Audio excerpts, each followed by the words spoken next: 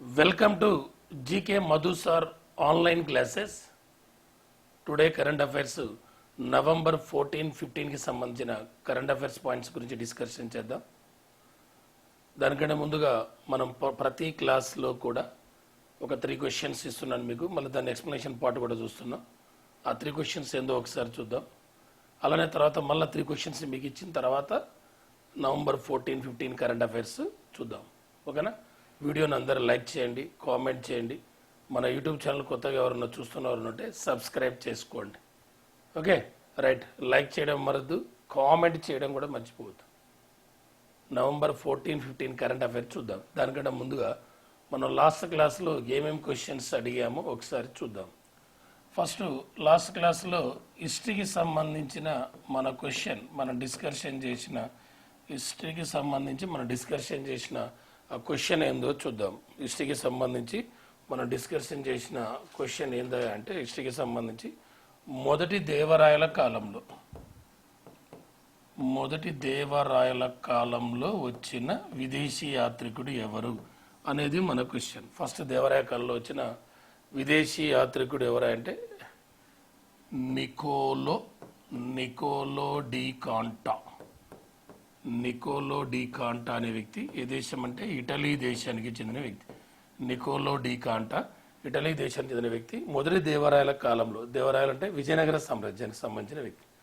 ఈ మొదటి దేవరాయల కాలంలో వచ్చింది నికోలో డి కాంటి వచ్చాడు. ఇటలీ యాత్రికుడు ఆయన.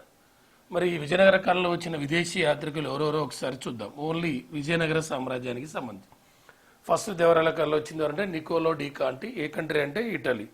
అలానే మొదటి హరిహర రాయులు ఫస్ట్ హరిహర రాయల కాలంలో వచ్చిన విదేశీ యాత్రికుడు ఎవరంటే ఇబాన్ బటూటా అనే వ్యక్తి వచ్చాడు. ఈయన మొరాకో యాత్రికుడు ఇబాన్ బటూటా. మొదటి దేవరాయల కాలంలో వచ్చిన విదేశీ యాత్రికుడు ఎవరంటే ఇబాన్ బటూటా, మొరాకో యాత్రికుడు. అలానే రెండవ దేవరాయ, సెకండ్ దేవరాయ కాలంలో వచ్చింది ఎవరంటే అబ్దుల్ రజాక్ అనే వ్యక్తి రెండవ దేవరాయల కాలంలో వచ్చాడు. రెండవ దేవరాయల కాలంలో వచ్చింది ఎవరంటే అబ్దుల్ రజాక్ అనే వ్యక్తి. అలానే శ్రీకృష్ణ దేవరాయల కాలంలో వచ్చిన విదేశీ యాత్రికులు ఒక ఆయన న్యూనిజ్ అనే ఒక పర్సన్ వచ్చాడు. ఇది శ్రీకృష్ణ దేవరాయల కాలంలో ఒక వ్యక్తి. న్యూనిజ్ అనే వ్యక్తి అచ్యుత దేవరాయల కాలంలో వచ్చాడు. అచ్యుత దేవరాయల కాలంలో వచ్చిన వ్యక్తి ఎవరంటే న్యూనిజ్ అనే పర్సన్. అదే శ్రీకృష్ణ దేవరాయల కాలంలో వచ్చిన యాత్రికులు ఒక ఆయన బార్బోసా డొమింగో ఫేస్. వీళ్ళిద్దరూ కూడా శ్రీకృష్ణ దేవరాయల కాలంలో వచ్చినాడు. బార్బోసా అనే వ్యక్తి, డొమింగో ఫేజ్ అనే వ్యక్తి శ్రీకృష్ణ దేవరాయల కాలంలో వచ్చింది. అదే అచ్యుత దేవరాయల కాలంలో వచ్చింది ఎవరంటే న్యూనిజ్ అనే పర్సన్. ఫస్ట్ దేవరాయల కాలంలో అయితే Niccolo de Conti, first Harihara రాయల కాలంలో అయితే ఇబాన్ బటూటా, సెకండ్ దేవరాయల కాలంలో అయితే అబ్దుల్ రజాక్, అదే శ్రీకృష్ణ కాలంలో అయితే బార్బోసా డొమింగో ఫేస్, అదే అచ్యుత రాయల కాలంలో వచ్చింది న్యూనిజ్ అనే పర్సన్ రావడం జరిగింది. ఇది మన హిస్టరీకి సంబంధించిన క్వశ్చన్. ఈ మొదటి దేవరాయల కాలంలో వచ్చిన వ్యక్తి ఎవరన్నాం? Ibn Battuta. ఏ యాత్రికుడు అన్నాం? మొరాకో అన్నాం కదా, మొరాకో అన్నాం. మొరాకో క్యాపిటల్ ఏంది? రబాత్. మొరాకో క్యాపిటల్ ఏదంటే రబాత్. ఈ మొరాకోకి సంబంధించి మనకు 2025 నవంబర్ 24 నుంచి 27 వరకు ఈ మొరాకో మనకి ఎందుకు వచ్చింది ఈ టాపిక్ అంటే మొరాకో యాత్రికుడు అన్నాం ఇబాన్ బటూటా అన్నాం. ఈ ఇబాన్ బటూటా మొదటి హరిహర రాయల కాలంలో వచ్చాడు. ఆ ఇబాన్ బటూటా ఏ కంట్రీ? మొరాకో క్యాపిటల్ ఏంటిది? రబాత్. ఈ 2025 నవంబర్ 24 to 27 వరకు 93rd Interpol general assembly meeting జరగబోతుంది. ఇంటర్పోల్ జనరల్ అసెంబ్లీ మీటింగ్ ఎక్కడ అంటే మొరాకో నగరంలో ఇంటర్పోల్ జనరల్ అసెంబ్లీ మీటింగ్ జరగబోతుంది 2025 నవంబర్ 24 to 27. అదే లాస్ట్ ఇయర్ 2024లో 92nd Interpol general assembly meeting అనేది ఎక్కడ జరిగిందంటే స్కాట్లాండ్లోని గ్లాస్గోలో జరిగింది. మన ఇండియాలో Interpol general assembly meeting 2 times జరిగింది. ఒకటి 1997లో ఒకసారి జరిగింది, 2022లో ఒకసారి. మన ఇండియాలో Interpol general assembly meeting 2 times జరిగింది. అదే 2024లో స్కాట్లాండ్, 2025లో అయితే మొరాకో కంట్రీలో జరగబోతుంది. ఇంటర్పోల్ అంటే international criminal police organisation. Interpol formation ఎప్పుడు 1923 సెప్టెంబర్ 7న ఇంటర్పోల్ ఫార్మేషన్. ఆ ఇంటర్పోల్ మీటింగ్ మొరాకోలో జరగబోతుంది. Morocco capital Rabat. ఆ మొరాకో యాత్రికుడే ఇబాన్ బటూటా అనే పర్సన్. అలానే ఈ మొరాకోలోనే రీసెంట్గా ఒక వరల్డ్ కప్ కూడా జరిగింది. 2025 అక్టోబర్ 17 నుంచి నవంబర్ 8 వరకు 9th under women world cup football. 9th under women world cup football host country ఎవరంటే మొరాకో అయితే ఇది విన్నర్ ఎవరు? North Korea. ఉత్తర కొరియా విన్నర్. ఈ ఉత్తర కొరియా విన్ కావడం ఇది 4th టైం, 4వసారి. రన్నర్ అప్ విన్నర్ అయితే ఉత్తర కొరియా అన్నాం, నార్త్ కొరియా. మరి రన్నర్ అప్ ఏ కంట్రీ అంటే నెదర్లాండ్స్. రన్నర్ అప్ ఎవరంటే నెదర్లాండ్స్ రన్నర్ అప్. ఈ under women world cup football 2008లో స్టార్ట్ అయింది.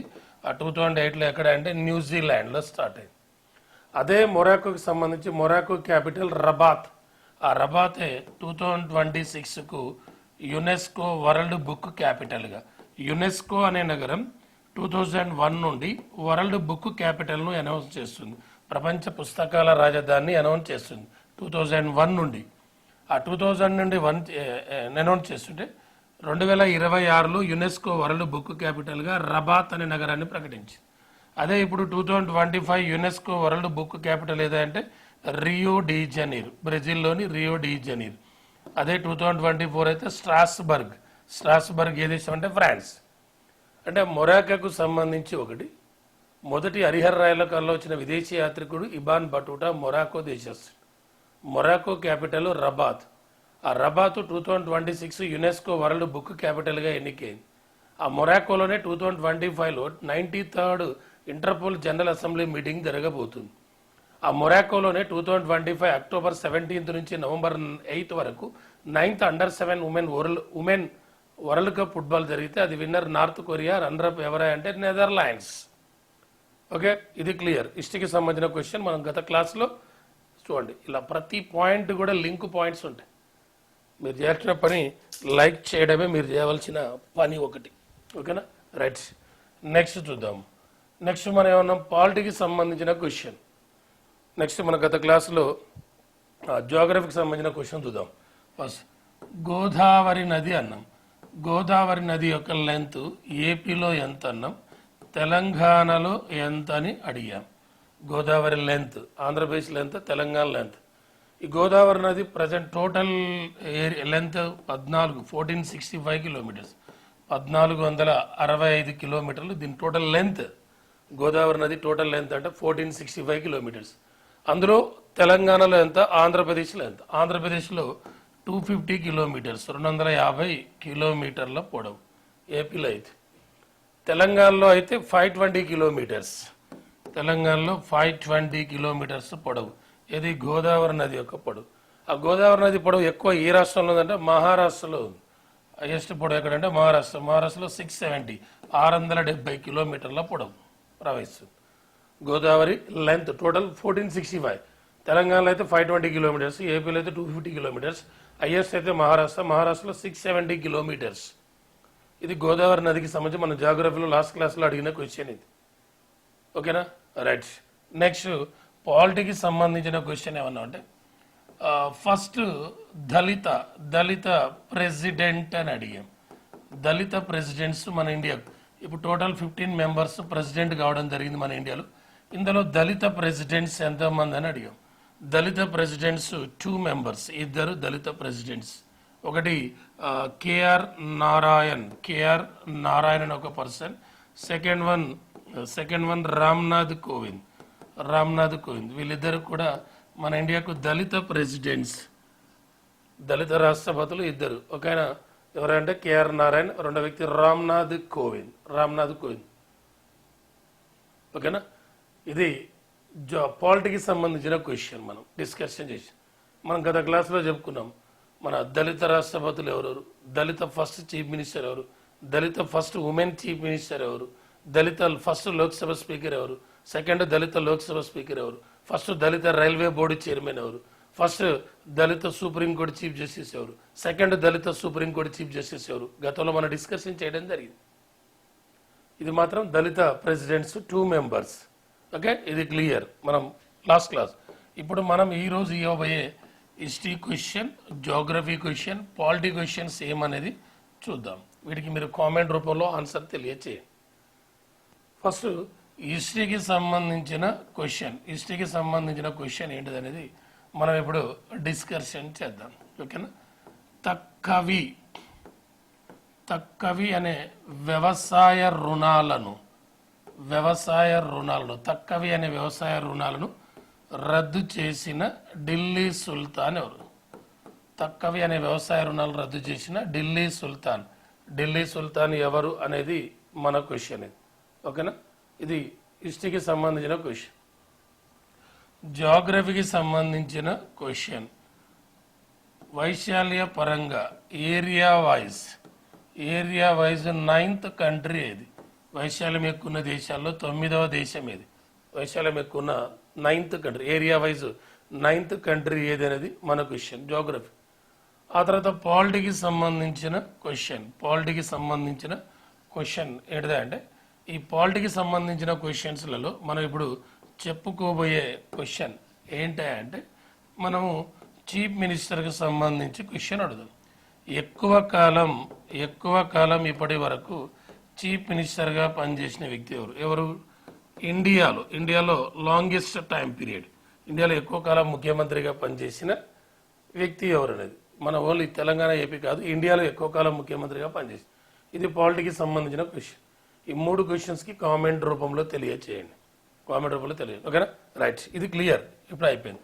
ఇప్పుడు November 14th సంబంధించిన పాయింట్స్ డిస్కషన్ చేద్దాం. November 14 and 15 ఈ 2 days కరెంట్ అఫైర్స్ గురించి డిస్కస్. నెక్స్ట్ క్లాస్లో November 16, 17 ఈ 2 days కరెంట్ అఫైర్స్ నెక్స్ట్ క్లాస్లో డిస్కషన్ చేద్దాం. ఇప్పుడు మాత్రం November 14 and 15 ఈ రెండుకి సంబంధించిన, ఆ 2 డేట్స్కి సంబంధించిన పాయింట్స్ డిస్కషన్ చేద్దాం. ఓకేనా. రైట్. ఫస్ట్ November 14 ఒకటి మన first prime minister Jawaharlal Nehru యొక్క బర్త్డే, జవహర్లాల్ నెహ్రూ యొక్క జయంతి, ఇదొక point. Second one children's day, November 14 మరొక పాయింట్ చిల్డ్రన్స్ డే అనేది. మరొకటి third point world diabetes day కూడా November 14. ఆ తర్వాత మరొక పాయింట్ ఏంటంటే తెలంగాణ ఇరిగేషన్ డే, తెలంగాణ నీటిపారుదల దినం కూడా November 14. ఒకటి Nehru birthday, children's day, world diabetes day, Telangana irrigation day, ఈ 4 పాయింట్స్ కూడా November 14కి సంబంధించి. నెహ్రూ అన్నాం. ఫస్ట్ ఒక పాయింట్ చూద్దాం. వరల్డ్ డయాబెటీస్ డే, ఇది చూసిన తర్వాత నెహ్రూకి సంబంధించిన పాయింట్స్ డిస్కషన్ చేద్దాం. వరల్డ్ డయాబెటీస్ డేను November 14th ఎందుకు జరుపుకుంటామంటే, ఇన్సులిన్ను కనుగొన్న వైద్యుల్లో ఒకరైన సర్ ఫ్రెడరిక్ బాటింగ్ అనే వ్యక్తి, సర్ ఫ్రెడరిక్ బాటింగ్ జ్ఞాపకార్థం ప్రతి సంవత్సరం November 14th వరల్డ్ డయాబెటీస్ డేగా జరుపుకుంటున్నాం. ఇన్సులిన్ను కనుగొన్న వైద్యుల్లో ఒకరైన సర్ ఫ్రెడరిక్ బాటింగ్ జ్ఞాపకార్థం November 14th వరల్డ్ డయాబెటీస్ డేగా సెలబ్రేట్ చేస్తున్నాం. ఈ వరల్డ్ డయాబెటీస్ యొక్క ఈ ఇయర్ థీమ్ ఏంటంటే diabetes across life stages. Diabetes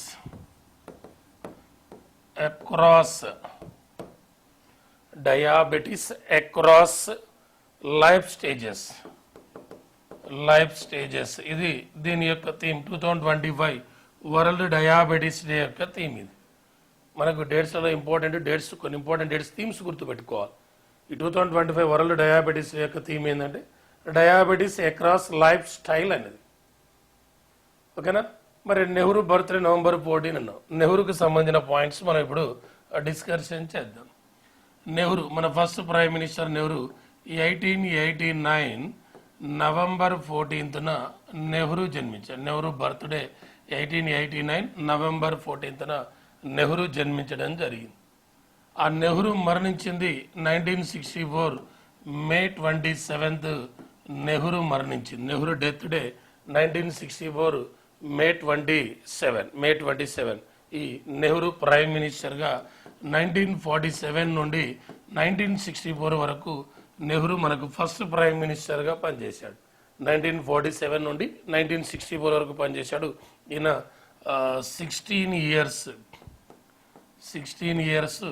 9 months 12 days ఈయన ప్రైమ్ మినిస్టర్గా పనిచేశాడు. 6 years 9 months 12 days ప్రైమ్ మినిస్టర్గా పనిచేశాడు. ఈ జవహర్లాల్ నెహ్రూ యొక్క బుక్స్ రచనలు ఏంటి అంటే, ఒకటి డిస్కవరీ ఆఫ్ ఇండియా అనే ఒక పుస్తకాన్ని రాశాడు. డిస్కవరీ ఆఫ్ ఇండియా అనే ఒక పుస్తకాన్ని రాశాడు. గ్లింపెన్స్ ఆఫ్ వరల్డ్ హిస్టరీ అనే ఒక పుస్తకాన్ని రాశాడు. గ్లింపెన్స్ ఆఫ్ వరల్డ్ హిస్టరీ అనే ఒక పుస్తకాన్ని రాశాడు. ఆ తర్వాత letters from A father from A father to his daughter అనే పుస్తకాన్ని కూడా రాశాడు. ఎవరు?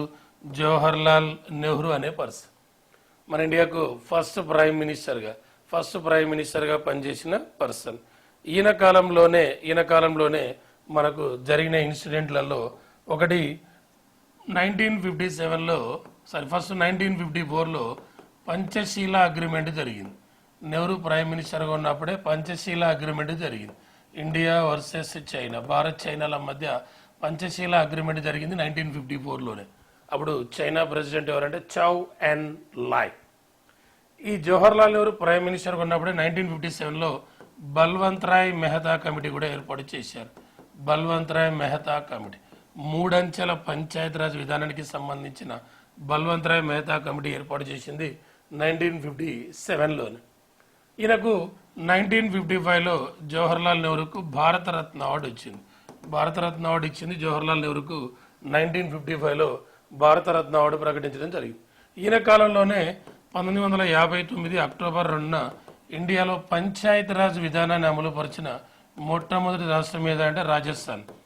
పంచాయతీరాజ్ అమలుపరిచిన మొట్టమొదటి రాష్ట్రం ఏదంటే రాజస్థాన్. అప్పుడు మన ప్రైమ్ మినిస్టర్ ఎవరంటే జవహర్లాల్ నెహ్రూ పనిచేస్తున్నాడు. అలానే ఈయన కాలంలోనే 1953లో 1953 సంవత్సరంలో మొట్టమొదటిసారిగా కాకా సాహెబ్ కేల్కర్ నేతృత్వంలో వెనకబడిన తరగతుల కమిషన్, బీసీ కమిషన్ ఏర్పాటు చేశారు.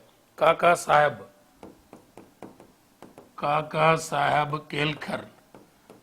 సాహెబ్ కేల్కర్ నేతృత్వంలో మొదటి వెనకబడిన తరగతుల కమిషన్, బీసీ కమిషన్ ఏర్పాటు చేయడం జరిగింది. అలానే ఈయన కాలంలోనే 1962లో భారత్ చైనా వార్ జరగడం సందర్భంగా ఫస్ట్ నేషనల్ ఎమర్జెన్సీ విధించింది కూడా 1962లోనే. 1960లో భారత్ చైనా యుద్ధ సందర్భంగా ఫస్ట్ నేషనల్ ఎమర్జెన్సీని విధించింది 1962. ఈ జవహర్లాల్ నెహ్రూకి సంబంధించి ఫస్ట్ 1947 నుండి 1964 వరకు ప్రైమ్ మినిస్టర్గా పనిచేశాడు. ఇది ఫస్ట్ పాయింట్ జవహర్లాల్ నెహ్రూ. ఆ తర్వాత ఈయన 1953లో వెనకబడిన తరగతుల ఫస్ట్ బీసీ కమిషన్ కాకా సాహెబ్ కేల్కర్ నేతృత్వంలో ఏర్పాటు చేశాడు.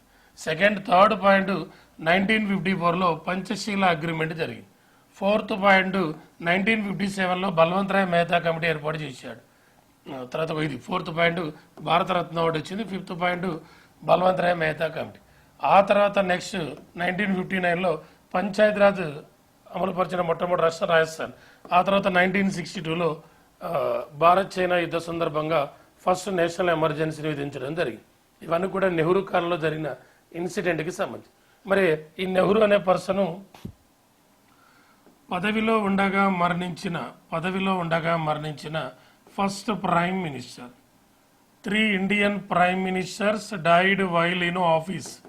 3 Indian prime ministers died while in office. పదవిలో ఉండగా మరణించిన భారత ప్రధానులు 3 ఉన్నారు. ఫస్ట్ జవహర్లాల్ నెహ్రూ 1964 మే 27న మరణించాడు. Second one Lal Bahadur Shastri 1966 January 11న మరణించాడు. థర్డ్ వన్ ఇందిరాగాంధీ 1984 అక్టోబర్ 31న డైడ్ మరణించింది. ఈ ముగ్గురే పదవిలో ఉండగా మరణించిన ప్రధాన మంత్రులు. ఈ ముగ్గురే పదవిలో ఉండగా మరణించిన ప్రధానమంత్రులు గుర్తుపెట్టుకోండి. రాజీవ్ గాంధీ పదవిలో ఉండగా మరణించలేదు. ఆయన ఎన్నికల క్యాంపెయినింగ్ భాగంలో మరణించాడు. 1991 మే 21న మరణించాడు ఆయన. అలానే జవహర్లాల్ నెహ్రూ ఐఎన్సీకి 3 times ప్రెసిడెంట్ అయ్యాడు.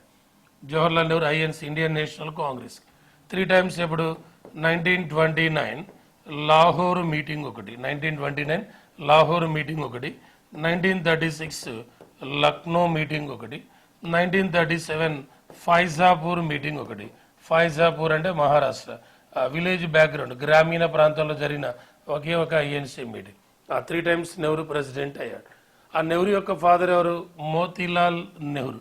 మోతీలాల్ నెహ్రూ ఐఎన్సీకి 2 times ప్రెసిడెంట్ అయ్యాడు. 1999 అమృత్సర్ మీటింగ్, 1999 అమృత్సర్ మీటింగ్ ఒకటి, 1928 కలకత్తా మీటింగ్ ఒకటి. 2 times ఐఎన్సీకి ప్రెసిడెంట్ అయ్యాడు. ఎవరు? జవహర్లాల్ యొక్క ఫాదర్ మోతీలాల్ నెహ్రూ. అలానే జవహర్లాల్ నెహ్రూ యొక్క సిస్టర్ ఎవరు? విజయలక్ష్మి పండిట్. విజయలక్ష్మి పండిట్. విజయలక్ష్మి పండిట్ మన ఇండియాలో 3rd ఉమెన్ గవర్నర్. మన ఇండియాలో 3rd ఉమెన్ గవర్నర్ ఎవరంటే Vijayalakshmi Pandit. First women governor Sarojini Naidu, second women governor Padmaja Naidu, 3rd women governor ఎవరంటే విజయలక్ష్మి పండిట్. మహారాష్ట్ర గవర్నర్గా పనిచేసి. అలానే ఈమె యుఎన్ఓ జనరల్ అసెంబ్లీకి ప్రెసిడెంట్ అయిన first Indian. UNO general assembly, UNO సాధారణ సభకు అధ్యక్షత వహించిన మొదటి భారతీయ మహిళ ఎవరంటే విజయలక్ష్మి పండిట్. ఈమె 1953-54లో యుఎన్ఓ జనరల్ అసెంబ్లీ ప్రెసిడెంట్ అయింది.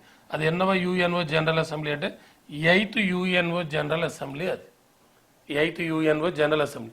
ప్రజెంట్ యుఎన్ఓ జనరల్ అసెంబ్లీ ఎన్నోదంటే 80వ యుఎన్ఓ జనరల్ అసెంబ్లీ. ఆ యుఎన్ 180వ జనరల్ అసెంబ్లీకి ప్రజెంట్ అధ్యక్షత వహిస్తుంది ఎవరంటే అన్నా లేనా బేరాబాక్. అన్నా లేనా బేరాబాక్. అన్నా లేనా బేరాబాక్. అన్నా లేనా బేర్బాక్. ఈమె ప్రజెంట్ ఏ కంట్రీ అంటే Germany. Present UNO general assembly ఎన్నోదంటే 80వ.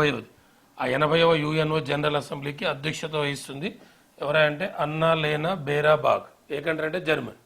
మన ఇండియా నుంచి ఫస్ట్ అయింది ఎవరంటే విజయలక్ష్మి పండిట్. ఆమె 8th యుఎన్ఓ జనరల్ అసెంబ్లీకి ప్రెసిడెంట్గా పనిచేసింది. ఇది మనకు ఫస్ట్ నవంబర్ 14 జవహర్లాల్ నెహ్రూ యొక్క బర్త్డే సందర్భంగా మనం చెప్పుకున్న పాయింట్స్. ఓకేనా? వీడియోని అందరూ కూడా లైక్ చేయండి, మర్చిపోవద్దు. Okay, right. ఇది ఫస్ట్ పాయింట్. మనం చెప్పుకున్నది నవంబర్ 14-15 కరెంట్ అఫైర్స్లో భాగంగా. నెక్స్ట్ ఇది హెన్లీ పాస్పోర్ట్ ఇండెక్స్. హెన్లీ పాస్పోర్ట్ ఇండెక్స్ అనేది మరొకటి. ఈ హెన్లీ పాస్పోర్ట్ ఇండెక్స్ 2025. హెన్లీ passport index 2025.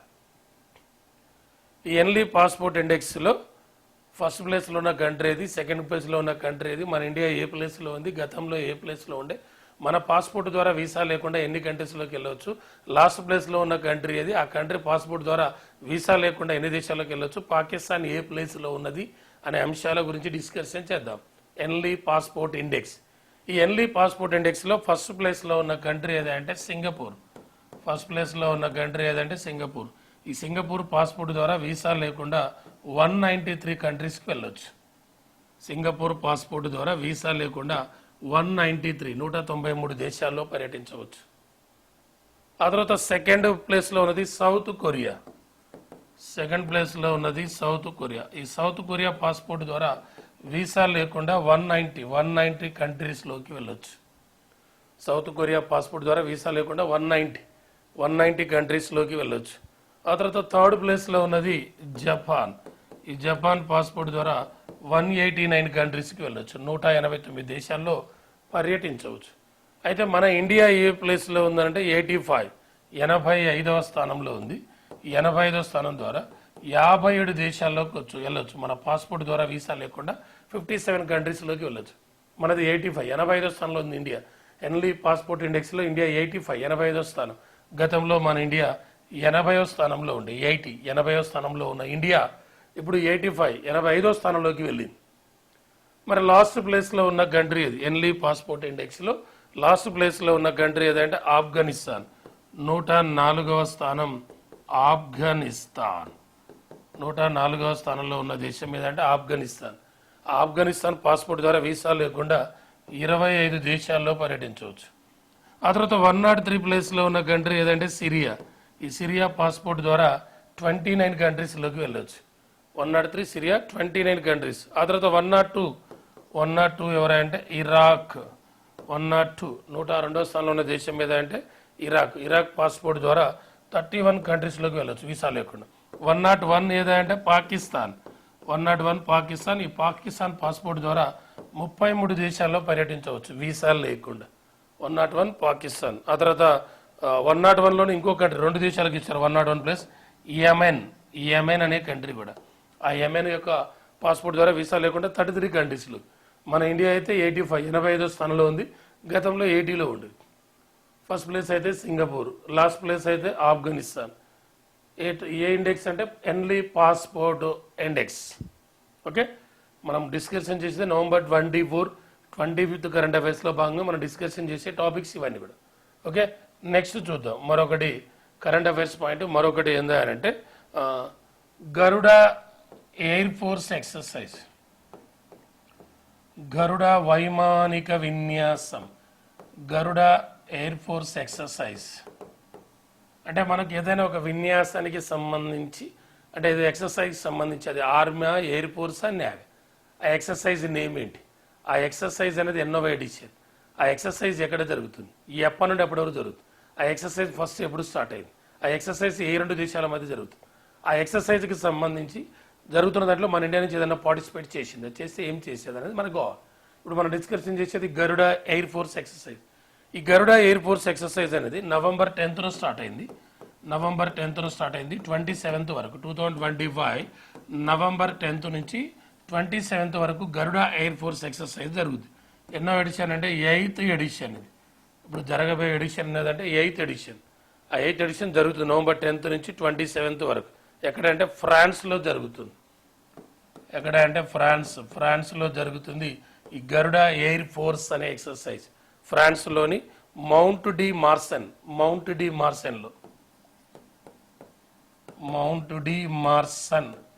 అనే ప్లేస్లో ఈ 8th గరుడ ఎయిర్ ఫోర్స్ ఎక్సర్సైజ్ జరుగుతుంది. ఈ 8th మౌంట్ డి మార్సన్ అనే ప్లేస్లో. అయితే ఈ గరుడ ఎయిర్ ఫోర్స్ అనేది స్టార్ట్ అయింది ఎప్పుడంటే 2003లో స్టార్ట్ అయింది. అయితే ఈసారి జరుగుతున్న ఈ 8th గరుడ ఎయిర్ ఫోర్స్ ఎక్సర్సైజ్లో మన ఇండియా నుండి పార్టిసిపేట్ చేస్తుంది సుఖోయి 30 MKI యుద్ధ విమానం పార్టిసిపేట్ చేసింది. సుఖోయి 30 MKI ఎయిర్ క్రాఫ్ట్ యుద్ధ విమానము మన ఇండియా తరపున పాల్గొంది. అదే వాళ్ళ తరపున అయితే వాళ్ళకి సంబంధించి రాఫెల్ ఎయిర్ క్రాఫ్ట్ యుద్ధ విమానం అనేది పార్టిసిపేట్ చేసింది. ఓకేనా, గరుడ ఎయిర్ ఫోర్స్ ఎక్సర్సైజ్ ప్రజెంట్ జరుగుతుంది. నవంబర్ 27th వరకు జరుగుతుంది. అది 8th ఎడిషన్. ఇప్పుడు జరుగుతుంది 8th ఎడిషన్. అలానే 2025లో మనకు ఈ ఫ్రాన్స్కు సంబంధించి 3 విన్యాసాలు కూడా 2025లో జరిగినాయి. మనకు ఫ్రాన్స్కు ఆర్మీ ఎక్సర్సైజ్ అయితే శక్తి, మనకు ఫ్రాన్స్కు ఆర్మీ అయితే శక్తి, ఎయిర్ ఫోర్స్ అయితే గరుడ, నేవీ అయితే వరుణ. ఈ 3 కూడా 2025లో జరిగినాయి. 2025లో 8th ఎక్సర్సైజ్ ఇది. ఏది ఆర్మీది 8th ఎడిషన్ జరిగింది. గరుడ అయితే మనం చెప్పాం ఇప్పుడు గరుడ కూడా 8th ఎక్సర్సైజ్ జరిగింది మనకు ఫ్రాన్స్. అదే వరుణ కూడా 2025లో జరిగింది. వరుణ కూడా 2020. ఇది 23rd నేవీ ఎక్సర్సైజ్ మనకు ఫ్రాన్స్. ఇది ఒకటి న్యూస్లోకి వచ్చిన అంశాల్లో భాగంగా ఇది కూడా ఒకటి. ఓకేనా, అలానే రీసెంట్గా మనకు ఫ్రాన్స్కు యుఏఈకి కలిసి ఒక వైమానిక విన్యాసం ఉంది. డెజర్ట్ నైట్ అనేది ఎడారి నైట్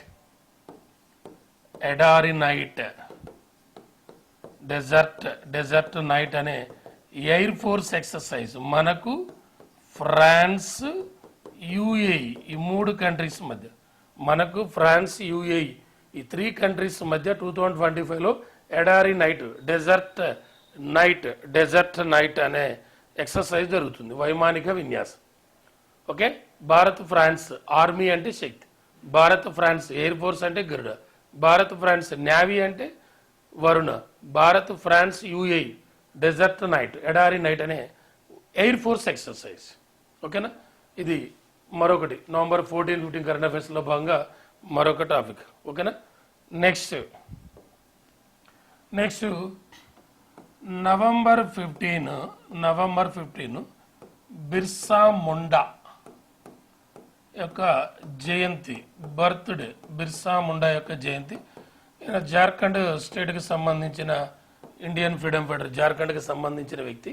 ఈయన యొక్క జయంతి నవంబర్ 15 ఈ ఇయర్ 150వ జయంతి వేడుకలను జరుపుకున్నాం. 150వ బర్త్ యానివర్సరీ సెలబ్రేషన్స్ ఎవరికి సంబంధించి? బిర్సా ముండా. 2025 నవంబర్ 15కు ఇతని యొక్క జయంతి ఎన్నోదంటే 150th 150వ జయంతి వేడుకలను మనం జరుపుకున్నాం. ఈయన జన్మించింది 1875 నవంబర్ 15న జార్ఖండ్ రాష్ట్రంలో జన్మించడం జరిగింది. జార్ఖండ్ రాష్ట్రంలో జన్మించాడు. ఈయన యొక్క జయంతిని మనం జనజాతీయ గౌరవ దివాస్గా జరుపుకుంటున్నాం. జనజాతీయ గౌరవ దివాస్, జనజాతీయ గౌరవ దివాస్ను సెలబ్రేట్ నవంబర్ 15 జనజాతీయ గౌరవ్ దివాస్. ఈయన కేవలం 14 years వయసు ఉన్నప్పుడే ఆంగ్లేయులకు మరియు స్థానిక భూస్వాములకు వ్యతిరేకంగా పోరాటం ప్రారంభించిన వ్యక్తి. ఆంగ్లేయులకు స్థానిక భూస్వాములకు వ్యతిరేకంగా 1894లో 1894లో ఆయన ఏజ్ 14 years ఉన్నప్పుడే ఆంగ్లేయులు మరియు స్థానిక భూస్వాములకు వ్యతిరేకంగా పోరాటం చేసిన మహానుభావుడు ఈయనే. ఎవరైనా? బిర్సా ముండా అనే వ్యక్తి. బిర్సా ముండా యొక్క జయంతి నవంబర్ 15. ఈయన 1900 జూన్ 9న 1900 జూన్ 9వ తారీఖున అనుమానాస్పద స్థితిలో రాంచీ జైల్లో మరణించాడు. ఎలా మరణించాడో కరెక్ట్ రీజన్ తెలియదు. రాంచీ జైల్లో అనుమానాస్పద స్థితిలో మరణించడం జరిగింది బిర్సా ముండా అనే పర్సన్. ఓకే, ఈయన జార్ఖండ్కు ఈయన యొక్క 150వ జయంతి వేడుకలను నవంబర్ 15కి 150 years కంప్లీట్ అయింది. ఆయన జయంతిని మనం జనజాతీయ గౌరవ దివాస్గా జరుపుకుంటున్నాం నవంబర్ 15. ఆయన జన్మించింది ఎప్పుడైనా చూడండి ఒకసారి, 1875 అన్నాం కదా. ఇప్పుడు ఆయన యొక్క జయంతి 1875 నవంబర్ 15, నవంబర్ 15న ఎవరు జన్మించింది? బిర్సా ముండా జన్మించారు. ఇదే 1875 అక్టోబర్ 31న ఎవరైనా? సర్దార్ వల్లభాయ్ పటేల్ జన్మించారు. సర్దార్ వల్లభాయ్ పటేల్ జన్మించింది కూడా 1875. అలానే 1875 నవంబర్ 7న వందే మాతర గేయాన్ని రాసింది బంకిం చంద్ర చటర్జీ. ఎప్పుడంటే 1875 నవంబర్ 7. అలానే 1875లోనే ఆర్య సమాజ్ని ఏర్పాటు చేశారు. ఆర్య సమాజ్ని ఎవరు ఏర్పాటు చేశారు? స్వామి దయానంద సరస్వతి. ఈ 1875లోనే దివ్య జ్ఞాన సమాజాన్ని కూడా ఏర్పాటు చేశారు. దివ్య జ్ఞాన సమాజం అంటే థియోసాఫికల్ సొసైటీ. ఈ దివ్య జ్ఞాన సమాజాన్ని ఏర్పాటు చేసింది ఎవరు? మేడం బ్లావటస్కీ, కల్నల్ ఆల్కాట్ వీళ్ళిద్దరూ కలిసి దివ్య జ్ఞాన సమాజాన్ని 1875లో ఏర్పాటు చేశారు. అలానే ఈ 1875లో జరిగిన మరొక ఇన్సిడెంట్ ఏంటంటే, 1875లో జరిగిన మరొక ఇన్సిడెంట్ జూలై 9న బిఎస్ఈని ఏర్పాటు చేశారు. జూలై 9న బిఎస్ఈ అంటే Bombay stock exchange. Bombay stock exchange ఏర్పాటు చేసింది కూడా 1875. మన ఏషియన్ కాంటినెంట్లోనే ఓల్డెస్ట్ స్టాక్ ఎక్స్చేంజ్ ఏదంటే బిఎస్ఈ. ఆ బిఎస్ఈని ఏర్పాటు చేసింది కూడా 1875, 1875. అలానే ఈ 1875లోనే మరొక ఇన్సిడెంట్ ఏంటంటే, ఈ 1875లో జరిగిన మరొక ఇన్సిడెంట్ ఏంటంటే, 1875లో జరిగిన మరొక ఇన్సిడెంట్ సర్ సయ్యద్ అహ్మద్ ఖాన్ అలీగఢ్లో Mohammedan Anglo Oriental Mohammedan Anglo Oriental పాఠశాలను ఏర్పాటు చేశాడు. 1875లోనే sir Syed Ahmad Khan Mohammedan Anglo Oriental పాఠశాలను ఏర్పాటు చేసి, బిర్సా ముండా జన్మించింది, సర్దార్ వల్లభాయ్ పటేల్ జన్మించింది, వందే మాతర గేయాన్ని రాసింది, ఆర్య సమాజాన్ని ఏర్పాటు చేసింది, దివ్యజ్ఞాన సమాజాన్ని ఏర్పాటు చేసింది, బిఎస్సిని ఏర్పాటు చేసింది. Sir Syed Ahmad Khan Mohammedan Anglo Oriental పాఠశాలను ఏర్పాటు చేసింది కూడా 1875 1875. ఓకేనా, రైట్. ఇదొక పాయింట్. మనం నవంబర్ 14, 15కి సంబంధించి డిస్కషన్ చేస్తున్నాం. నెక్స్ట్ మహిళల ప్రపంచ స్నూకర్ ఛాంపియన్షిప్. స్నూకర్ ఛాంపియన్ స్పోర్ట్స్కి సంబంధించిన మరొక point women world snooker championship. రీసెంట్గా మహిళల ప్రపంచ స్నూకర్ ఛాంపియన్షిప్ జరిగింది. ఎప్పటి వరకు? నవంబర్ 3 నుంచి 13 వరకు 2025. నవంబర్ 3 నుంచి 13 వరకు వరల్డ్ ఉమెన్ స్నూకర్ ఛాంపియన్షిప్ జరిగింది. ఈ వరల్డ్ ఉమెన్ స్నూకర్ ఛాంపియన్షిప్ అనేది స్నూకర్ ఛాంపియన్ ఎక్కడ జరిగిందంటే ఖతార్ రాజధాని, ఖతార్ క్యాపిటల్ దోహాలో జరిగింది. ఇది 20th ఎడిషన్, 20వ ఎడిషన్ జరిగింది. ఖతార్ క్యాపిటల్ దోహాలో జరిగితే ఈ ఉమెన్ స్నూకర్ ఛాంపియన్షిప్లో మెడల్ సాధించింది ఎవరంటే మన ఇండియన్ మెడల్ సాధించడం జరిగింది. ఎవరు? మన ఇండియన్కి వరల్డ్ ఉమెన్ స్నూకర్ ఛాంపియన్షిప్. ఆమె పేరు అనుపమ రామచంద్రన్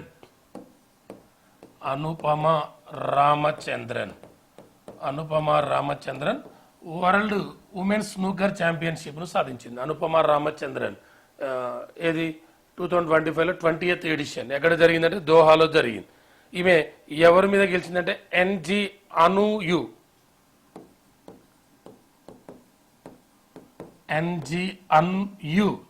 అనే మహిళపై గెలిచింది. ఎన్జి అన్యు ఎక్కడంటే హాంకాంగ్.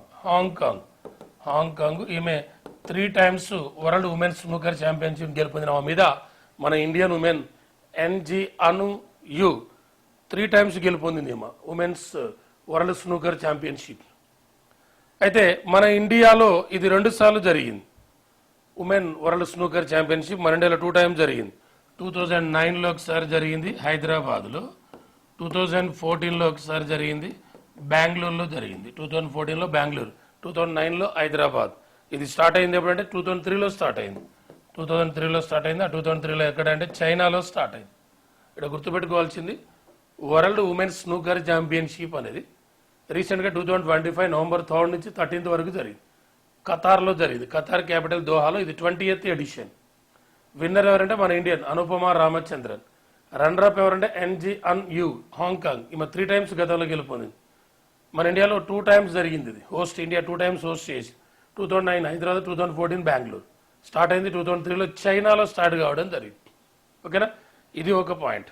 మనకు నవంబర్ 14, 15 కరెంట్ అఫైర్స్లో భాగంగా ఇది ఒక పాయింట్. ఓకేనా, నెక్స్ట్ మరొకటి స్పోర్ట్స్కి సంబంధించే క్రికెట్. ఈ మధ్యన మన ఉమెన్ ఓడియా ఇండియా వరల్డ్ కప్ గెలుపొందినతో ఈ మధ్యన వార్తల్లోకి వచ్చి ఉమెన్ క్రికెట్ అనేది బాగా ప్రచారంలోకి వచ్చింది, న్యూస్లోకి రావడం జరిగింది. దాంతో మన ఐసీసీ ఇంటర్నేషనల్ క్రికెట్ కౌన్సిల్ వారు ఒక టోర్నమెంట్ నిర్వహించబోతున్నారు. ఉమెన్ క్రికెట్ మహిళల క్రికెట్కు ప్రాచుర్యం కల్పించడం మరియు విస్తరించడమే లక్ష్యంగా ఐసీసీ ఒక టోర్నమెంట్ నిర్వహిస్తుంది. Women's emerging nations trophy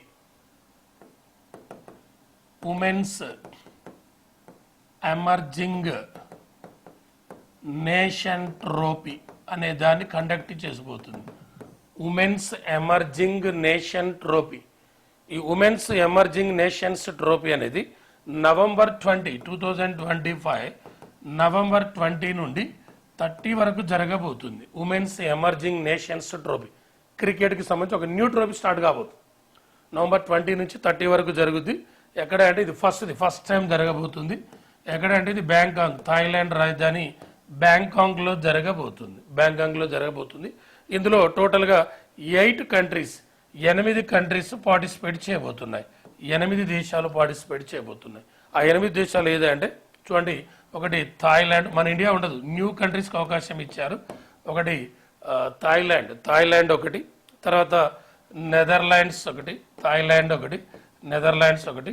Papua new Guinea, Papua new Guinea అనే ఒక కంట్రీ. ఆ తర్వాత యుఏఈ ఒకటి, తర్వాత స్కాట్లాండ్ ఒకటి, తర్వాత నమీబియా ఒకటి, స్కాట్లాండ్ ఒకటి, యుఏఈ, స్కాట్లాండ్, నమీబియా ఒకటి, తర్వాత టాంజానియా, తర్వాత ఉగండా. ఈ Uganda 8, 1 2 3 4 5 6 7 8 countries participate చేయబోతున్నాయి.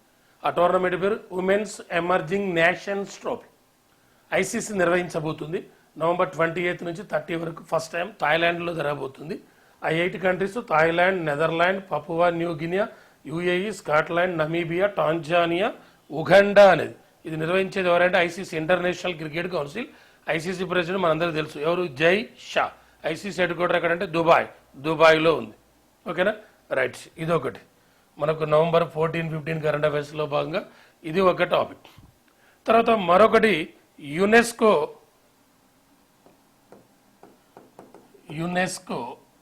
Man and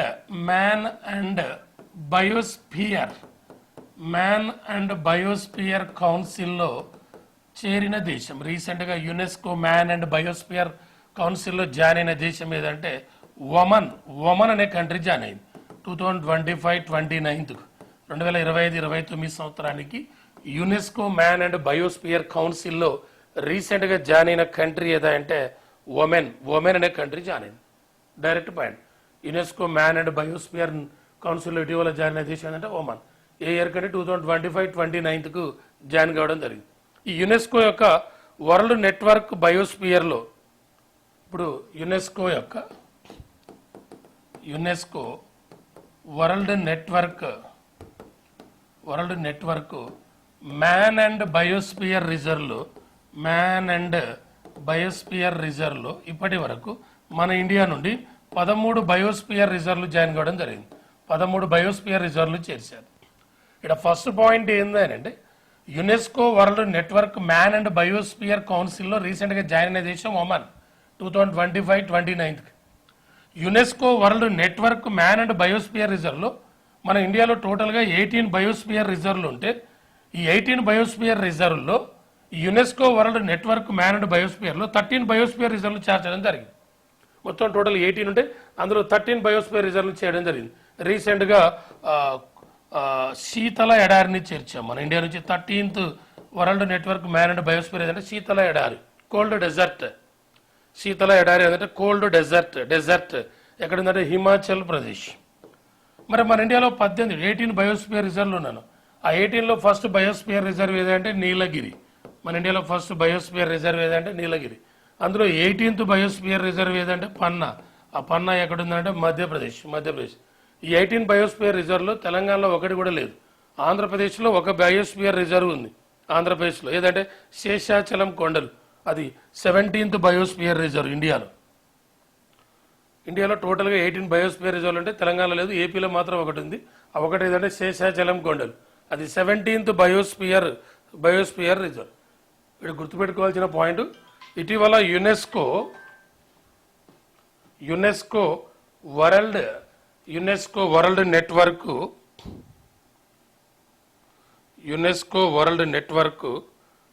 biosphere రిజర్వ్లో యునెస్కో వరల్డ్ నెట్వర్క్ బయోస్పియర్ రిజర్వ్లో మ్యాన్ అండ్ బయోస్పియర్ రిజర్వ్లో మన ఇండియా నుండి 13 బయోస్పియర్ రిజర్వ్లు చేర్చారు. మొత్తం మన బయోస్పియర్ రిజర్వ్లు 18. ఇది సెప్టెంబర్ మంత్కు అప్డేట్. ఇప్పుడు అప్డేట్ ఏంటంటే రీసెంట్గా UNESCO world network man and బయోస్పియర్లో కౌన్సిల్లో రీసెంట్గా జాయిన్ అయిన కంట్రీ ఏదంటే ఒమన్. ఆ ఒమన్ 2025-29 జాయిన్ కావడం జరిగింది. Okay, clear. ఇదొక పాయింట్. నెక్స్ట్ చూద్దాం. నెక్స్ట్ మనకు ఏది నవంబర్ 14, 15 కరెంట్ అఫైర్స్లో భాగంగా next point Asia archery championship. Asian archery championship అనేది ఒకటి న్యూస్లోకి రావడం జరిగింది. ఆసియా ఆర్చరీ ఛాంపియన్షిప్ అనేది ఇది 2025 నవంబర్ 8 నుండి 14 వరకు జరిగింది. నవంబర్ 8 నుండి 14 వరకు జరిగింది. ఇది 24th ఎడిషన్, 24వ 24th ఎడిషన్. ఎక్కడంటే బంగ్లాదేశ్ క్యాపిటల్ ఢాకాలో జరిగింది. 24th edition Asia archery championship. Archery అంటే విలువిద్య. ఓకే, ఆ 24th ఎడిషన్లో మన పాయింట్ ఏంటంటే మొత్తం 29 దేశాల నుండి 207 ఆర్చర్లు పాల్గొన్నారు. 229 కంట్రీస్ నుంచి 207 ఆర్చర్లు పాల్గొంటే అందులో మన ఇండియా నుండి 16 మంది ఆర్చర్లు పాల్గొన్నారు. 16 మెంబర్స్, 16 మంది ఆర్చర్లు మన ఇండియా నుంచి పార్టిసిపేట్ చేయడం జరిగింది. 16 మంది, టోటల్ 207. మరి మన ఇండియా నుంచి 16 మంది ఆర్చర్లు పాల్గొంటే మన ఇండియా ఫస్ట్ ప్లేస్లో నిలిచింది. మెడల్స్ వైజ్ మన ఇండియా ఏ ప్లేస్ అంటే ఫస్ట్ ప్లేస్లో నిలిచింది. ఆసియా ఆర్చరీ ఛాంపియన్షిప్లో మన ఇండియా ఫస్ట్ ప్లేస్. మన ఇండియాకు 6 gold medals, 3 silver medals, 1 bronze, total 10 మెడల్స్తో ఈ 24th ఆసియా ఆర్చరీ ఛాంపియన్షిప్లో మన ఇండియా ఫస్ట్ ప్లేస్లో నిలిచింది. అదే సెకండ్ ప్లేస్లో ఉన్నది ఏంటంటే సౌత్ కొరియా 244, ఆయన కూడా 10 మెడల్స్ వచ్చాయి. కాకపోతే మనకు గోల్డ్ ఎక్కువ రావడం వల్ల మనం first place. South Korea second ప్లేస్లో నిలిచింది. ఫస్ట్ ప్లేస్ అయితే భారత్, సెకండ్ ప్లేస్ అయితే సౌత్ కొరియా. అయితే ఇందులో ఈ 6 గోల్డ్ మెడల్ వస్తే మనకు మెన్స్ వ్యక్తిగత కేటగిరీలో, ఇండివిజువల్ కేటగిరీలో, పురుషుల వ్యక్తిగత విభాగంలో మన తెలుగు అబ్బాయి విజయవాడకు సంబంధించిన తెలుగు అబ్బాయి ధీరజ్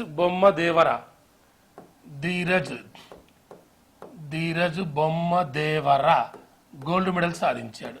ఏది ఆసియా ఆర్చర్ ఛాంపియన్షిప్లో విజయవాడకు సంబంధించిన వ్యక్తి పురుషుల వ్యక్తిగత విభాగంలో ధీరజ్ బొమ్మదేవర గోల్డ్ మెడల్ సాధించడం జరిగింది.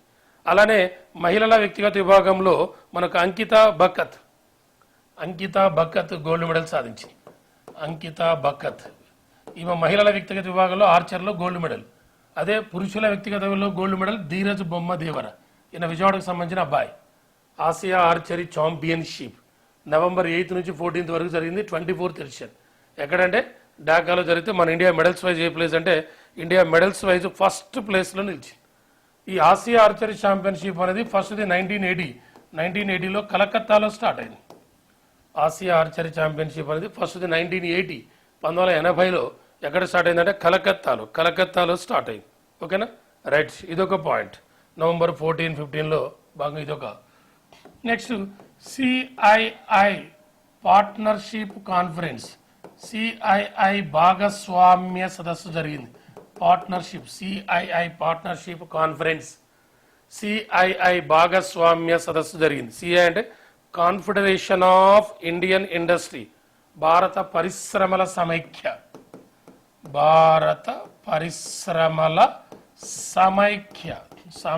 CII confederation of Indian industry. రీసెంట్గా November 2025 November 14, 15 నవంబర్ 14-15 తేదీలో భాగంగా 30th CII partnership conference, CII 30వ భాగస్వామ్య సదస్సు ఎక్కడ జరిగిందనంటే వైజాగ్లో జరిగితే దీన్ని వైస్ ప్రెసిడెంట్ సిపి రాధాకృష్ణన్ ఈ సదస్సును ప్రారంభిస్తే ఈ సదస్సు యొక్క థీమ్ ఏంటి? ఈ 30th సిఐఐ సమిట్ యొక్క మనకు థీమ్ ఏంటంటే partners in progressive India's road map to Viksit Bharat 2047. ఇది దీని యొక్క 2025 CII summit, partners in progress India's road map to Viksit Bharat 2047. ఇది దీని యొక్క థీమ్ అని. దీనికి 77 దేశాల నుండి 77 కంట్రీస్ నుంచి 77 దేశాల నుండి దాదాపుగా 2500 మంది పైగా 2500 మెంబర్స్కు పైగా ఈ ప్రతినిధులు ఈ సమావేశానికి హాజరు కావడం జరిగింది. ఈ వైజాగ్లో జరిగిన 30th industrial confederation of Indian industries partnership సమిట్కు 2500కు పైగా ప్రతినిధులు హాజరైతే ఇందులో 613 ఒప్పందాలు జరిగాయి. 613 అగ్రిమెంట్ జరిగితే ఈ సమిట్ ద్వారా వచ్చిన అంటే ఎన్ని కోట్ల పెట్టుబడులు వచ్చాయంటే 13 లక్షల టోటల్ పెట్టుబడి ఎన్ని కోట్లు అంటే 13,25,716 కోట్ల రూపాయలు రావడం జరిగింది. ఈ 613 ఒప్పందాల ద్వారా ఈ 30వ సదస్సులో 13,25,716 16 కోట్ల పెట్టుబడులు వస్తే దీని ద్వారా 16.31 లక్షల మందికి ఉద్యోగ అవకాశాలు రానున్నాయి. ఈ సమిట్ ద్వారా 16.31 లక్షల మందికి ఉద్యోగ అవకాశాలు రానున్నాయి. అది ఎగ్జాక్ట్లు అయితే 16,31,188 మందికి ఉద్యోగ అవకాశాలు కల్పించున్నారు. వచ్చిన కోట్ల ఎన్ని పెట్టుబడులు వచ్చాయంటే 13,25,716 కోట్ల పెట్టుబడులు రావడం జరిగింది. ఎక్కువ పెట్టుబడులు వచ్చింది విద్యుత్ రంగంలో పెట్టుబడులు వచ్చాయి. ఎక్కువగా ఈ కాన్ఫరెన్స్లో దేని మీద ఎక్కువగా ఇన్వెస్ట్మెంట్స్ అంటే విద్యుత్ రంగంపై ఎక్కువగా పెట్టుబడులు రావడం జరిగింది. ఆ విద్యుత్ రంగం మీద పెట్టుబడులు 5,33,351 కోట్ల పెట్టుబడులు రావడం జరిగింది. 5,33,351 కోట్ల పెట్టుబడులు వచ్చాయి విద్యుత్ రంగంకి. ఈ విద్యుత్ రంగంలో 2,66,722 మందికి ఉద్యోగ అవకాశాలు కల్పించున్నారు. ఎక్కువగా ఉద్యోగ అవకాశాలు ఏంటంటే విద్యుత్ రంగంలో 2,66,722 మందికి. అంటే ఫస్ట్ గుర్తుపెట్టుకోవాల్సింది, రీసెంట్గా వైజాగ్లో ఒక సమిట్ జరిగింది. ఆ సమిట్ ఏదంటే CII భాగస్వామ్య సదస్సు. ఎన్నోదంటే 30th ఎడిషన్. అది November 14-15 జరిగింది. ఈ సమిట్ జరిగితే దీని ద్వారా ఏపీలో మొత్తం పెట్టుబడులు ఎన్ని వచ్చాయంటే మొత్తం పెట్టుబడులు వచ్చింది 13,25,716 కోట్ల పెట్టుబడులు వస్తే దీని ద్వారా ఎంతో మందికి ఉద్యోగ అవకాశాలు రానున్నాయంటే 16.31 లక్షల మందికి ఉద్యోగ అవకాశాలు రానున్నాయి. ఎక్కువ పెట్టుబడులు వచ్చిందంటే విద్యుత్ రంగంలో ఎక్కువ పెట్టుబడులు రావడం జరిగింది. మరి CII అన్నాం. CII అంటే ఏంది? కాన్ఫెడరేషన్ ఇండియన్ ఇండస్ట్రీస్ అన్నాం. భారత పరిశ్రమల సమైక్య అన్నాం. దీన్ని 1895లో ఏర్పాటు చేశారు. 1895లో ఏర్పాటు చేస్తే దీని హెడ్ క్వార్టర్ ఎక్కడ ఉందంటే ఢిల్లీలో ఉంది. మరి ప్రజెంట్ CII యొక్క అధ్యక్షుడు ఎవరంటే రాజీవ్ మేమాని అనేవాడు ప్రెసిడెంట్ CII ప్రెసిడెంట్గా పనిచేస్తుంది. రాజీవ్ మేమాని అనేవాడు. అదే డైరెక్టర్ జనరల్ అయితే ఇంద్రజిత్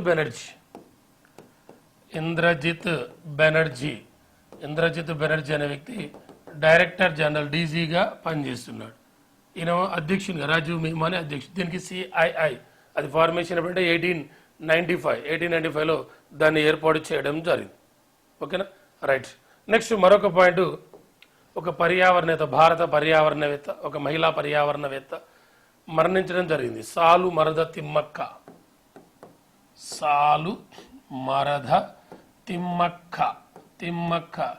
114 సంవత్సరాలు 114 సంవత్సరాల వయసులో ఈ సాలు మరద తిమ్మక్క అనే ఆమె భారత పర్యావరణవేత్త, కర్ణాటకకు చెందిన ఆమె. 2025 నవంబర్ 14న సాలు మరద తిమ్మక్క అనే ఆమె మరణించడం జరిగింది. ఈమెకు 2019లో 2019లో మన పద్మశ్రీ పురస్కారాన్ని కూడా ఈ సాలు మరద తిమ్మక్కకు ప్రకటించడం జరిగింది. ఈమె కర్ణాటక సెంట్రల్ యూనివర్సిటీ వాళ్ళు 2020లో గౌరవ డాక్టరేట్ను కూడా ప్రకటించారు. కర్ణాటక సెంట్రల్ యూనివర్సిటీ వారు 2020లో ఈమెకు గౌరవ డాక్టరేట్ను కూడా ప్రకటించారు. ఈమె 4.5 కిలోమీటర్ల మేర చెట్లను నాటింది. 4.5 కిలోమీటర్ల మేర చెట్లను పెంచడం జరిగింది. అందులో 385 మర్రి చెట్లను పెంచి 385 మర్రి చెట్లను 8,000కు పైగా ఇతర చెట్లను నాటడం జరిగింది. ఎవరు? సాలు మరద తిమ్మక్.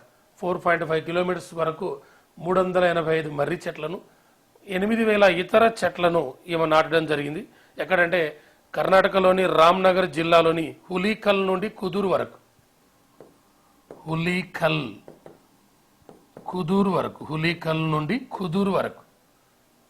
4.5 కిలోమీటర్లు హులీకల్ నుండి కుదూరు వరకు రామ్నగర్ జిల్లా, కర్ణాటకలోని రామ్నగర్ జిల్లాలోని 4.5 కిలోమీటర్స్ 385 మర్రి చెట్లు, 8,000కు పైగా ఇతర చెట్లను నాటింది ఈమె.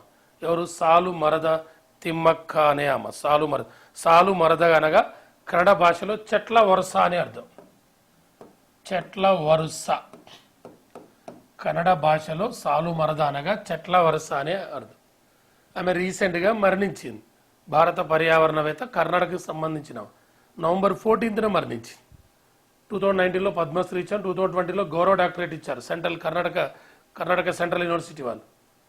ఈమె కర్ణాటకలోని రామ్నగర్ జిల్లాలోని హులీకల్ నుండి కుదూరు వరకు 4.5 కిలోమీటర్ల మేర వరకు 385 మర్రి చెట్లు మరియు ఇతర 8,000 పైగా చెట్లను నాటింది. ఆమె 114 సంవత్సరాల వయసులో ఉన్నప్పుడు మరణించడం జరిగింది. ఓకేనా, ఇది ఒక పాయింట్. ఇది 2025 నవంబర్ 14-15 కరెంట్ అఫైర్స్లో భాగంగా ఇది ఒక టాపిక్. ఓకేనా, రైట్. నెక్స్ట్ మరొకటి చూద్దాం.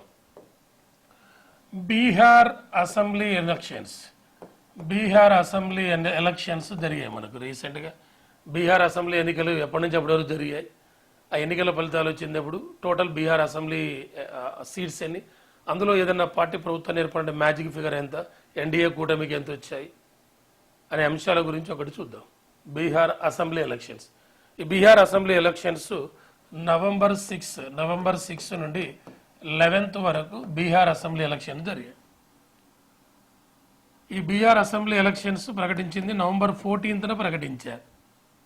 Total Bihar assembly seats 243 Bihar assembly seats, టోటల్గా 243 ఉన్నాయి బీహార్ అసెంబ్లీ సీట్స్.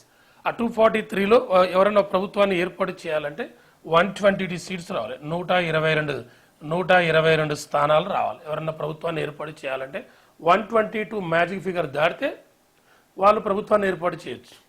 మరి 243 స్థానాల్లో 2 కూటమిలు పోటీ పడినాయి బీహార్ అసెంబ్లీ ఎలక్షన్. ఒకటి ఎన్డీఏ కూటమి, ఇంకోటి మహాగర్ బంధన్ కూటమి. మహాగర్ బంధన్ కూటమి అంటే కాంగ్రెస్ ఆధ్వర్యంలో, ఎన్డీఏ కూటమి అంటే బీజేపీ ఆధ్వర్యంలో. మరి అందులో ప్రభుత్వాన్ని ఏర్పాటు చేస్తుంది ఎవరంటే ఎన్డీఏ కూటమి. ఆ ఎన్డీఏ కూటమి మొత్తం కూడా 202 స్థానాలు సాధించింది, 202 సీట్స్ వచ్చి. మనకు మ్యాజిక్ ఫిగర్ ఎంత 122, కానీ ఎన్డీఏ కూటమికి ఎంత 202. ఇందులో మేజర్ పార్టీ ఎవరు, బీజేపీ 89 సీట్స్ వచ్చాయి. బీజేపీకి 89 స్థానాలు వచ్చినాయి. ఎన్డీఏ కూటమిలో బీజేపీకి 89 సీట్స్ వస్తాయి. అందులో జేడీయూ, జనతాదళ్ యునైటెడ్, జేడీయూకి 85 స్థానాలు వచ్చాయి, 85 సీట్స్. అలానే ఇంకొకటి ఎల్జేపీ పార్టీ. ఈ ఎల్జేపీ పార్టీ రామ్విలాస్ పాస్వాన్ సంబంధించిన ఎల్జేపీ పార్టీకి 19 సీట్స్ రావడం జరిగింది. అంటే ఎన్డీఏ కూటమికి 202 సీట్స్ వచ్చింది. ఆ తర్వాత కాంగ్రెస్ ఆధ్వర్యంలోని కూటమి ఏమన్నా మనం, మహాగర్ బంధన్ కూటమి. మహాగర్ బంధన్ కూటమి. ఈ మహాగర్ బంధన్ కూటమికి ఎన్ని స్థానాలు వచ్చినాయంటే 34 స్థానాలు రావడం జరిగింది. 34 సీట్స్ వచ్చి ఆ 34 స్థానాల్లో ఒకటి ఆర్జేడీ పార్టీకి 25 సీట్స్ వచ్చినాయి. ఆర్జేడీ కాంగ్రెస్కు 6 స్థానాలు మాత్రమే కాంగ్రెస్కి వచ్చింది. కాంగ్రెస్కు 6 స్థానాలు వచ్చాయి, ఆర్జేడీకి 25 స్థానాలు వచ్చాయి. మహాగర్ బంధన్ 34 వస్తే ఎన్డీఏ కూటమికి 202 వచ్చింది. అయితే ఎన్నికల్లో ఇంకొకటి ఏంటంటే 25 సంవత్సరాల వయసున్న ఒక మహిళ, ఒక గాయని, బీహార్ రాష్ట్రానికి సంబంధించిన ఒక గాయని మహిళారా, మైథిలి ఠాకూర్ 25 ఇయర్స్ ఉన్న పాప, ఎలాంటి రాజకీయ నేపథ్యం లేకుండా మైథిలి ఠాకూర్ ఎమ్మెల్యేగా గెలుపొందింది. బీజేపీ పార్టీ తరఫున మైథిలి ఠాకూర్ ఎన్నికవడం జరిగింది. ఆమె అలీనగర్ నియోజకవర్గం నుండి ఎమ్మెల్యేగా గెలుపొందింది. అలీనగర్ నియోజకవర్గం నుంచి ఎమ్మెల్యేగా గెలుపొందింది. ఎవరంటే మైథిలి ఠాకూర్. ఆమె ఏది 25 ఇయర్స్ ఉన్నప్పుడు ఎన్నిక. మొత్తం బీహార్కు 243 స్థానాలు ఉంటే ఈసారి 29 మంది మహిళలు ఎమ్మెల్యేలు అయ్యారు. బీహార్లో 29 మెంబర్స్, 29 మంది మహిళలు ఎంపీలు అయితే, ఎమ్మెల్యేలు అయితే అందులో ఒక మహిళ మైథిలి ఠాకూర్, ఒక గాయని, 25 ఇయర్స్, అలీనగర్ నియోజకవర్గం నుండి గెలుపొంది. అతి చిన్న వయసులో ఎమ్మెల్యే కావడం జరిగింది. ఓకేనా, ఇది ఒక పాయింట్. మనకు బీహార్ అసెంబ్లీ ఎన్నికల ఫలితాలు. ఎన్డీఏ కూటమి 202 వస్తే మహాబంధన్ గర్ కూటమికి 34 సీట్స్ మాత్రం రావడం జరిగింది. ఇప్పుడు ముఖ్యమంత్రిగా ప్రమాణ స్వీకారం చేస్తారు ఎవరు, నితీష్ కుమార్ డిక్లేర్ అయింది. ఆయన ఏంది ఆ బ్యాక్గ్రౌండ్ ఉంది. మళ్ళీ ఆయన పేరు అనౌన్స్ చేసినాక దాని డీటెయిల్స్ చూద్దాం. Okay, right. నెక్స్ట్ మరొక పాయింట్, హర్యానా రాష్ట్ర మహిళా కమిషన్. ఏ స్టేట్ అంటే హర్యానా రాష్ట్ర మహిళా కమిషన్, ఉమెన్ కమిషన్కు అంబాసిడర్గా హర్యానా రాష్ట్ర మహిళా కమిషన్, హర్యానా స్టేట్ మహిళా కమిషన్కు బ్రాండ్ అంబాసిడర్గా ఒక ఇండియన్ క్రికెటర్ షఫాలి వర్మ నియమితులు కావడం జరిగింది. ఒక డైరెక్ట్ పాయింట్. షఫాలి వర్మ మనం రీసెంట్గా women ODI world cup final మ్యాచ్లో 80 పైగా రన్స్ చేసి 2 వికెట్లు తీసింది. ఈమెకి final match women of the match ఇచ్చారు. సౌత్ ఆఫ్రికా మీద ఫైనల్ మ్యాచ్లో ఉమెన్ ఆఫ్ ది మ్యాచ్ ఇచ్చింది వరకు షఫాలి వర్మ. ఆ షఫాలి వర్మ హర్యానా స్టేట్ ఉమెన్ కమిషన్కు బ్రాండ్ అంబాసిడర్గా రీసెంట్గా నియమితులైంది. అంటే షఫాలి వర్మ ఇటీవల ఏ స్టేట్ ఉమెన్ కమిషన్కు బ్రాండ్ అంబాసిడర్ అయిందంటే హర్యానా స్టేట్కు ఉమెన్ కమిషన్కు బ్రాండ్ అంబాసిడర్గా నియమితులు కావడం జరిగింది. ఇప్పుడు హర్యానా అనేది మన ఇండియాలో 17th స్టేట్. 1966 నవంబర్ 1న హర్యానా స్టేట్ ఫార్మేషన్. ఈ హర్యానా టోటల్ అసెంబ్లీ సీట్స్ ఏంటంటే 90. హర్యానా అసెంబ్లీ స్థానాలు ఏంటంటే 90 అసెంబ్లీ స్థానాలు ఉన్నాయి. లోక్సభ అయితే 10, రాజ్యసభ అయితే 5 సీట్స్. లోక్సభ 10, రాజ్యసభ అయితే 5 సీట్స్. హర్యానా ముఖ్యమంత్రి నవాబ్ సింగ్ షైన్. ప్రజెంట్ హర్యానా ముఖ్యమంత్రి చీఫ్ మినిస్టర్ అంటే నవాబ్ సింగ్ షైని అనే పర్సన్ ప్రజెంట్ హర్యానా చీఫ్ మినిస్టర్గా పనిచేస్తున్నాడు. అదే హర్యానా గవర్నర్గా పనిచేస్తుంది అసీం కుమార్ ఘోష్ అనే వ్యక్తి. అసీం కుమార్ ఘోష్ అనే వ్యక్తి హర్యానా గవర్నర్గా పనిచేస్తున్న వ్యక్తి. హర్యానా గవర్నర్గా పనిచేస్తున్నాడు. అంటే ఆ హర్యానా మహిళా కమిషన్కు బ్రాండ్ అంబాసిడర్గా వచ్చింది ఎవరంటే షఫాలి వర్మ రావడం జరిగింది. ఓకే, ఇదొక పాయింట్. నెక్స్ట్ మరొకటి నవంబర్ 14, 15 కరెంట్ అఫైర్స్లో భాగంగా 2026 ఆగస్టు 15న 2026 ఆగస్టు 15 నుండి 30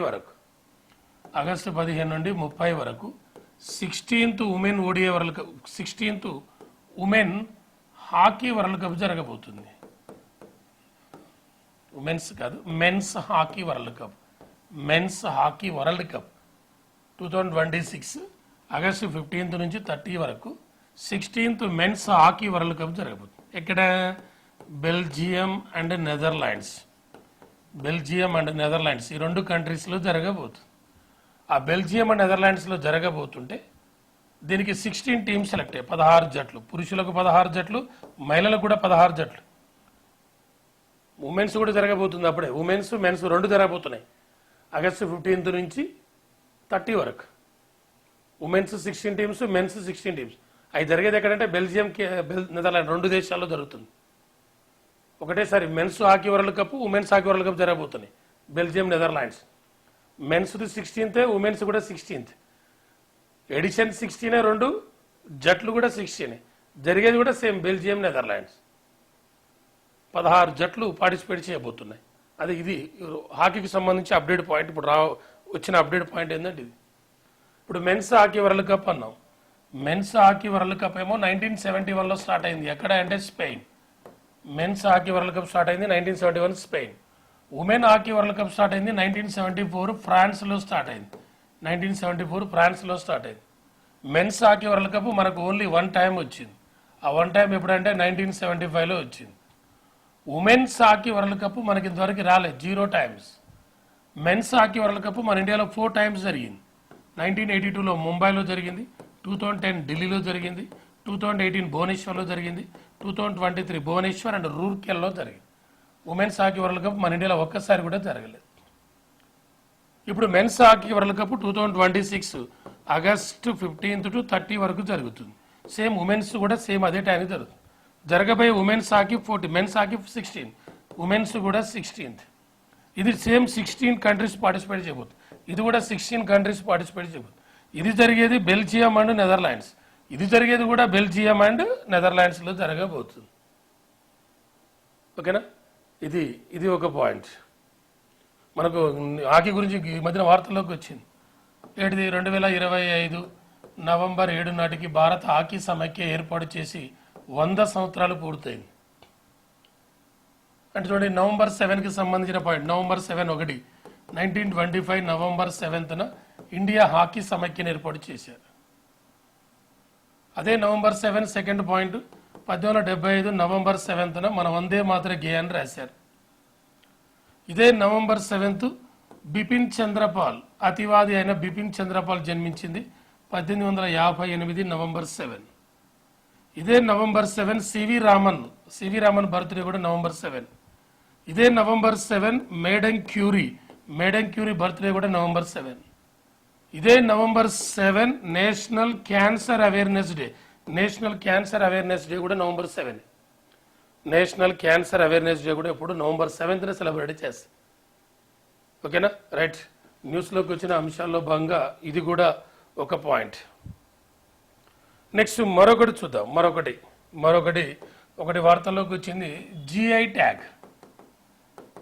ట్యాగ్ అనేది ఒకటి న్యూస్లోకి రావడం జరిగింది. GI tag, geographical identification tag. రీసెంట్గా సిక్కిం రాష్ట్రంలోని సాంప్రదాయ లెప్చా అనే సంగీతానికి సంబంధించిన రెండింటికి రీసెంట్గా జిఐ ట్యాగ్ ఇవ్వడం జరిగింది. ఏ స్టేట్ అంటే సిక్కిం, గుర్తుపెట్టుకోవాల్సి. ఫస్ట్ పాయింట్ ఏంటంటే GI tag. GI means geographical identification. ఆ జిఐ ట్యాగ్ రీసెంట్గా సిక్కింలోని సాంప్రదాయ లెచ్చా సంగీత వాయిద్యాలకు ఇవ్వడం జరిగింది. రెండింటికి జిఐ ట్యాగ్. ఒకటి తుంగ్ బక్, సిక్కింలోని లెప్చా సంగీత వాయిద్యాలు ఒకటైన తుంగ్ బక్ ఒకటి. రెండవది పుమ్తోంగ్ పుల్లిట్.